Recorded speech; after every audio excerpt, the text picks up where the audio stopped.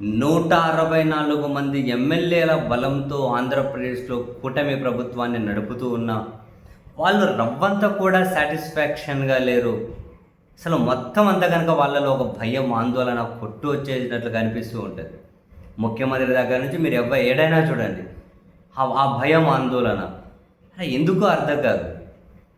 నేను అసెంబ్లీ సమావేశాల్లో కూడా, ప్రత్యేక సెషన్లో కూడా మాట్లాడిన వాళ్ళందరూ మళ్ళీ జగన్ వస్తాడు, మళ్ళీ వేరే ప్రభుత్వం వస్తుందేమో, మళ్ళీ వేరే ప్రభుత్వం వస్తుంది, మళ్ళీ వేరే ప్రభుత్వం వస్తుందేమో, అలా మాట్లాడే క్రమంలో వాళ్ళు ఎంత అసలు లాజిక్ లేకుండా మాట్లాడుతూ ఉన్నారు అంటే, ఎన్ని అబద్ధాలు చెబుతూ వచ్చారంటే, చివరికి వాళ్ళ పరిస్థితి అట్లా ఉంటే ఇంకా వాళ్ళ మీడియా పరిస్థితి అయితే నిజంగా అవి కనుక వింటే అసలు వీళ్ళు ఎట్లా జర్నలిస్టులు అయ్యారు, అసలు ఇంత భయంలో ఎందుకు వీళ్ళు అల్లాడిపోతున్నారు.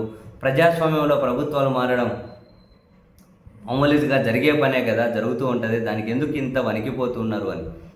చివరికి ఏ స్థాయిలో అంటే ఆ వారాంత పలుకుల ఆ ఛానల్లో డిబేట్ పెడితే ఒక ఆయన ఇంకా ఈ డిబేట్లోకి ఇన్పుట్, ఆంధ్రప్రదేశ్ నుంచి ఇన్పుట్ ఇచ్చే ఒక ఆయన వచ్చారు.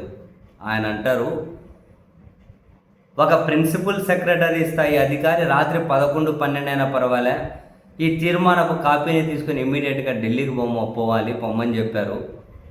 ఇప్పుడు భయం ఏంటంట అంటే, ఒకవేళ రేపు ఇప్పుడున్న ప్రభుత్వం కాకుండా వేరే ప్రభుత్వం వస్తే వాళ్ళు ఏం చేస్తారంట,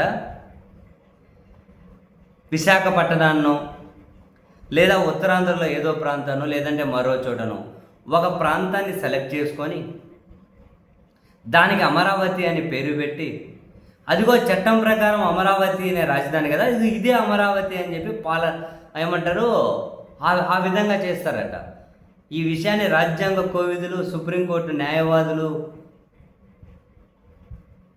వీళ్ళకి చెప్పారట. పిచ్చెక్కిపోయింది నాకు. ఒకసారి వినండి మీరు.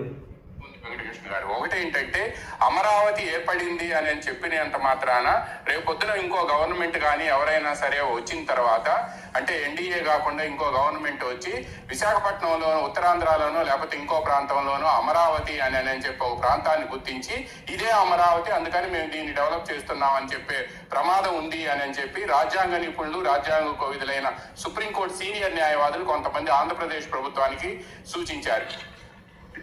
పిచ్చెక్కిపోయింది. రేపు ఒకవేళ జగన్మోహన్ రెడ్డి గారు కనుక సీఎం అయితే విశాఖపట్నాన్ని కానీ, లేదా ఉత్తరాంధ్రలో మరో ప్రాంతాన్ని కానీ, లేదంటే ఇక్కడ పులిందల, కడపను కానీ, అంటే వాటి పేర్లు మార్చి ఒక ప్రాంతం పులిందల, ఒక ప్రాంతం తీసుకుని ఇది అమరావతి అని పేరు మారుస్తారట.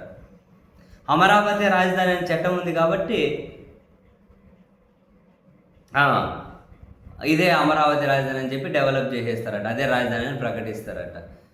ఈ విషయాన్ని మళ్ళీ రాజ్యాంగ కోవిదులు, న్యాయ నిపుణులు, సుప్రీంకోర్టు సీనియర్ న్యాయవాదులు చెప్పారు. అంతేనా, లేకపోతే ఇంకేమన్నా సుప్రీంకోర్టులో పెద్ద పెద్ద స్థానాల నుండి వచ్చిన వాళ్ళు ఎవరన్నా చెప్పారో తెలియదు. అంటే ఇప్పుడు తీర్మానం ఆమోదించడం, పార్లమెంటు బిల్లు పెట్టడం, అమరావతి అనే పేరు ఏడుంటే అదే. ఇప్పుడు ఇంకా నయం, మహారాష్ట్రలో అమరావతి అనే పేరు ఉంది, ఆంధ్రప్రదేశ్ రాజధాని అదే డెవలప్ చేస్తారు వేరే ప్రభుత్వం వస్తే అని చెప్పలే. ఈ ప్రాంతం ఏంటి, ఈ గ్రామాలేంటి, ఏ మండలాలు, ఈ వివరాలు ఏమీ ఉండవా?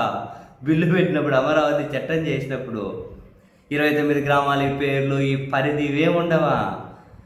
అంటే నాకు ఆశ్చర్యం వేస్తుంది, జనాలంతా ఎర్రోళ్ళని వీళ్ళ ఫీలింగా, లేకపోతే జగన్ మీద భయంతో వీళ్ళు ఎర్రోళ్ళు పిచ్చోళ్ళు అయిపోతున్నారా?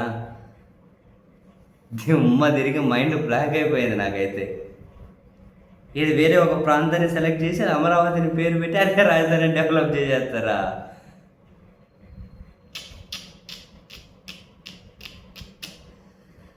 మాస్టరు, అసలు ఇంకా మీతో ఎవరు పోటీ పడలేరు.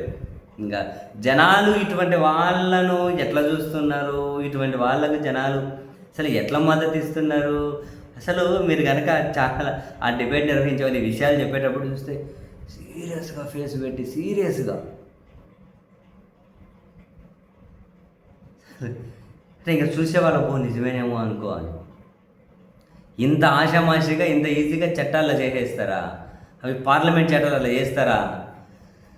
ఎందుకులే మాస్టర్ మీరు ఏం బుద్ధి పెడితే చదువుతూ పోండి, నేను జనాలు ఉన్నంత వరకు ఏమైనా చదువుతారు ఇంకేముంది.